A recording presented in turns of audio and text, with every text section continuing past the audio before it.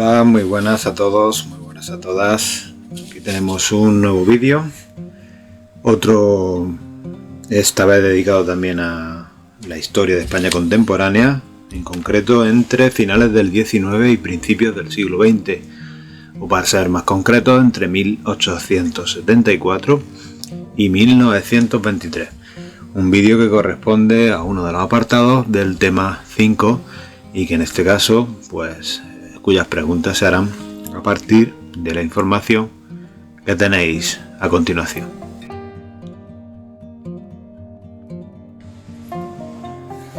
Tras el golpe de Estado en 1874, que acabó con la Primera República, vuelve a España la dinastía de los Borbones y la monarquía, esta vez en la figura de Alfonso XII, hijo de Isabel II. Este periodo de la historia de España, que va entre finales del XIX y principios del XX, como hemos dicho antes, 1874 a 1923, se llama la Restauración y tiene algunas cosas que hay que señalar. En primer lugar, 1876 es el fin definitivo de la guerra carlista y el levantamiento de los mismos, de los carlistas. En segundo lugar, se hace otra constitución, la quinta, en menos de un siglo, la de 1876, que va a ser la más duradera, hasta 1923. Tercero, son unos años de cierta estabilidad política y social, sin golpes de Estado, sin pronunciamientos militares, cambios constantes de gobierno, etc. Pero claro, hay truco en esta paz y tranquilidad, y bueno, a continuación te lo voy a contar. En este periodo, los generales dejan de liderar a los partidos políticos y el político malagueño Antonio Cánovas del Castillo va a diseñar este sistema de la Restauración. Apoyándose en la figura de Alfonso XII, una constitución conservadora donde la soberanía nacional es compartida entre el rey y las cortes, a Cánovas le falta poder tener unos adversarios políticos fieles y que no den problemas. Su partido, el Partido Conservador, es heredero de aquel que vimos con Isabel II, el Partido Moderado de Narváez y una parte de la Unión Liberal de O'Donnell. El principal partido de la oposición se llama Partido Liberal y es heredero de aquel partido progresista del general Espartero y del general Prim. Ambos partidos defienden casi las mismas cosas: la monarquía, la Constitución de 1876, que la ideología obrera estuvieran fuera del Parlamento, la Iglesia, etc. Cánovas y Sagasta, que es como se llama el líder del Partido Liberal, van a diseñar un sistema llamado el turno pacífico, es decir, ambos partidos van a gobernar turnándose, para que no haya problema entre uno y otro por querer llegar al gobierno. Pero claro, para que cada X años gobierne uno y luego el otro, el resultado de las elecciones debería ser el que ellos pensaran. Así que se van a manipular las elecciones con la ayuda de unos personajes importantes en las zonas rurales, los caciques, que se van a encargar de comprar votos, de manipular las urnas y de falsificar el resultado, lo que conocemos como el pucherazo. A continuación voy a contaros cómo funcionan las elecciones en esta época. Poniendo un ejemplo, en primer lugar, cuando el Partido Conservador de Cánovas va llegando al final de su periodo de gobierno, el Partido Liberal de Sagasta, junto con la colaboración del rey, convocan nuevas elecciones. Por lo tanto, le toca al Partido Liberal ganar las elecciones y gobernar. En segundo lugar, para conseguir esto, se establece un mapa provincial donde se pacta qué candidato debe ganar en cada provincia. Si es el liberal el que debe ganar, deberán salir más candidatos de este partido, lógicamente. Eso se llama encasillado. En tercer lugar, se informa a los gobernadores provinciales qué candidato debe sacar más votos en los distintos pueblos de cada provincia. A continuación, en cuarto lugar, ese gobernador provincial, por ejemplo, el gobernador de Segovia, pues contacta con los que mandan en las comarcas y en los pueblos, es decir, los caciques. Un cacique es un señor con mucho poder y tierras que suele dar trabajo en sus campos a la gente de los pueblos, a la gente de su pueblo, y el cacique pues toma nota de a qué partido y a qué candidato se debe votar y quién debe salir, y empieza a mover su hilo, ¿no? El último paso es cuando el cacique pues comienza la compra de votos con diversos métodos. Por ejemplo, pues va diciéndole a alguna gente del pueblo que vote a este. Si vota a este candidato, pues te doy trabajo a ti o a tu hijo. Si vota a este, pues te invito a comer o te invito a unos vasos de vino. Si vota a este, debes hacerlo porque si quieres trabajar este año, como no lo votes, no te voy a dar trabajo. ¿Y la gente vota a quien le dice el cacique? Pues mayoritariamente sí.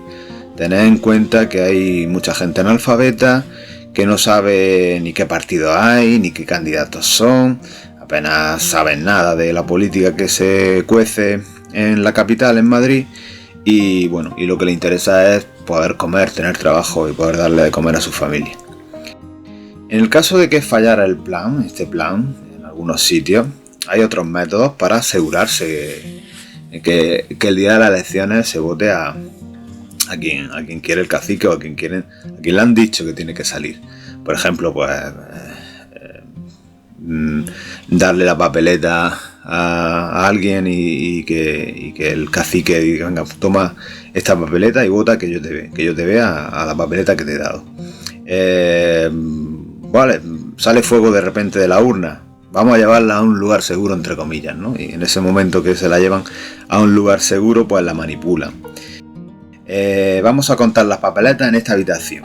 Entonces, pues se va el cacique con el cura o el guardia civil como testigos para luego dentro de esa habitación hacer el recuento y manipular los votos. Lógicamente, normalmente el cura o el guardia civil están compinchados con el cacique. ¿Que hay gente del pueblo que no puede votar? Pues bueno, pues va el cacique a su casa con la urna y en lugar de llevar una urna cerrada como ahora, lo lleva en un puchero, en una olla. Por eso lo de pucherazo. Entonces ahí llega el hombre en su casa, mete la papeleta, o no tiene papeleta, el cacique le dice tranquilo, toma esta papeleta. O por ejemplo, incluso había métodos como por ejemplo vota Antonio Jiménez, ¿no? Vamos a ponerle el nombre del votante, Antonio Jiménez.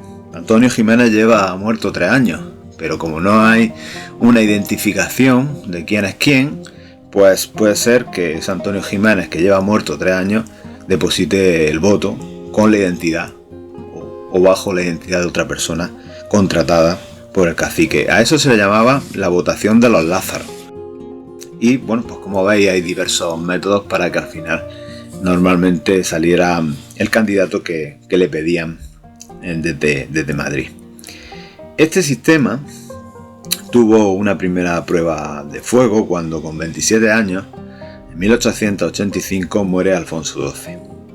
En ese momento su esposa María Cristina de Habsburgo va a convertirse en la regenta hasta 1902, cuando cumpla la mayoría de edad el siguiente rey Alfonso XIII, que cumpliría en 1902 14 años.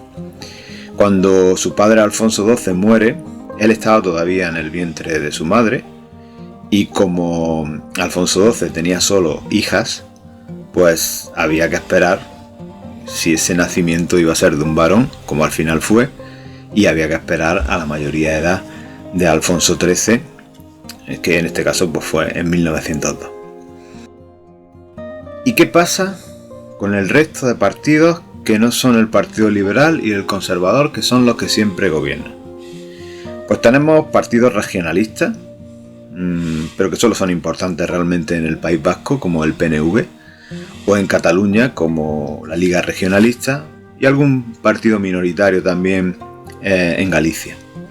Luego tenemos partidos republicanos, que por el sistema les es muy difícil conseguir muchos diputados, Consiguen algunos en las ciudades y poco más, porque en las ciudades es más difícil que los caciques puedan tener tanta libertad y tanta forma de poder influir en el voto. Partido obrero, tenemos al PSOE, que nace en 1879, pero hasta 1910 no va a conseguir su primer diputado, no va a conseguir ningún diputado. Llega el siglo XX y el sistema de la Restauración, este sistema de bipartidismo, de la manipulación electoral, empieza a sufrir algunas fugas de agua. Primero porque Cánovas es asesinado por un anarquista italiano en 1897, con lo cual se pierde el líder del Partido Moderado. Luego, en segundo lugar, Sagasta muere en 1903, se pierde el líder del Partido Liberal. En tercer lugar, nos vamos a encontrar con el desastre del 98, un gran trauma para España, porque tras un segundo intento de independencia en Cuba en 1895, entramos en una guerra con Estados Unidos en 1898 y vamos a perder Cuba, Puerto Rico y Filipinas, las últimas colonias que teníamos desde aquel siglo XVI. Eso va a ser un palo muy grande para la sociedad española y van a surgir voces críticas contra el sistema político corrupto, contra la monarquía, contra el ejército, etc., dando lugar a una conocida e importante generación cultural y literaria, la generación del 98. La puntilla al sistema de la Restauración se la dará otra guerra, la Guerra de Marruecos. Tras el desastre del 98, España intenta recuperar el prestigio internacional buscando algún territorio en África que quede libre para quedárselo, ya que los ingleses y los franceses han colonizado casi todo el continente. En una época de tensión, como conocéis, la paz armada, entre esas tensiones entre países europeos, España consigue quedarse con el territorio del norte de Marruecos, más o menos toda la zona que hay entre Melilla y Ceuta. Pero claro, desde 1909 a 1921, que es cuando va a tener este territorio, cuando comienza a tener este territorio en 1909, surgen conflictos con la población autóctona, donde mueren soldados españoles. Y el gobierno no para de mandar a jóvenes soldados inexpertos allí a Marruecos. Esto enfada bastante a las clases populares porque en esta época te librabas de ir al ejército si tenías dinero. Y claro, pues ya sabéis quién no podía ir y quién sí. Los hijos de los obreros, de los campesinos, no tenían más remedio que ir porque no podían pagar ese dinero para librarse. Y bueno, los hijos de la aristocracia y de la alta burguesía se libraban. De hecho, muchas veces pagaban a un campesino o a un obrero para que fuera en su puesto.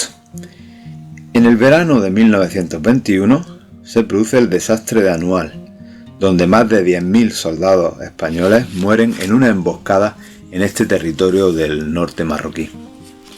Surge un gran enfado, una gran indignación en la sociedad española contra esa guerra absurda.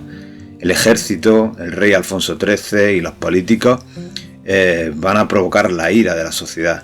Y esto va a ser aprovechado por el general Miguel Primo de Rivera para dar un golpe de estado en septiembre de 1923. En este caso Alfonso XIII no dejó de ser rey, pero miró para otro lado y dejó que el sistema democrático en España cayera, que la Constitución cayera y que el dictador Primo de Rivera fuera el jefe de gobierno.